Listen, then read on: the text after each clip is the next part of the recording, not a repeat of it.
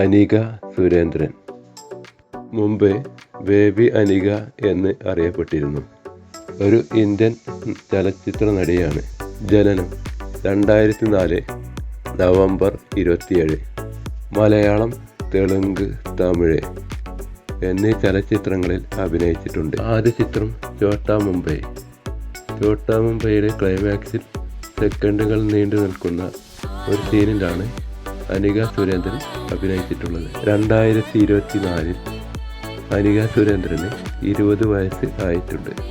ബാലതാരമായി അരങ്ങേറ്റം കുറിച്ച അനിക സുരേന്ദ്രൻ 2010 പുറത്തിറങ്ങിയ കഥ തുടരുന്നു എന്ന ചിത്രത്തിലും 2015 പുറത്തിറങ്ങിയ NARന്റെ 2019 പുറത്തിറങ്ങിയ വിശ്വാസം എന്നീ ചിത്രങ്ങളിലും അഭിനയിച്ചു.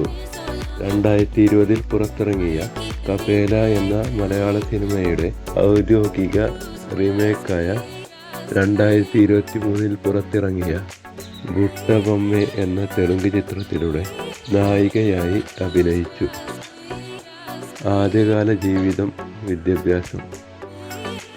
2004 നവംബർ 27 കേരളത്തിലെ മഞ്ചേരിയിലാണ് അനിക സുരേന്ദ്രൻ ജനിച്ചത്.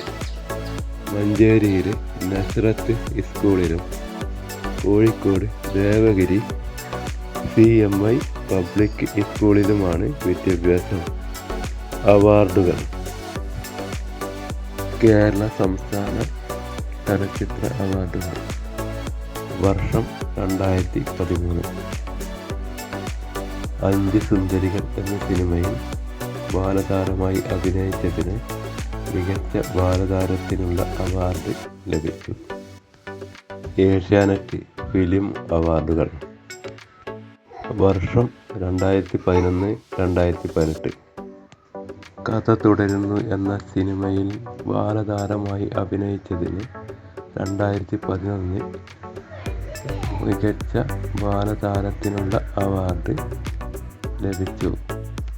ദി ഗ്രേറ്റ് ഫാദർ എന്ന സിനിമയിൽ ബാലതാരമായി അഭിനയിച്ചതിന് 2018 മികച്ച ബാലതാരത്തിനുള്ള അവാർഡും ലഭിച്ചു. JSW മൂവി അവാർഡുകൾ. വർഷം 2020.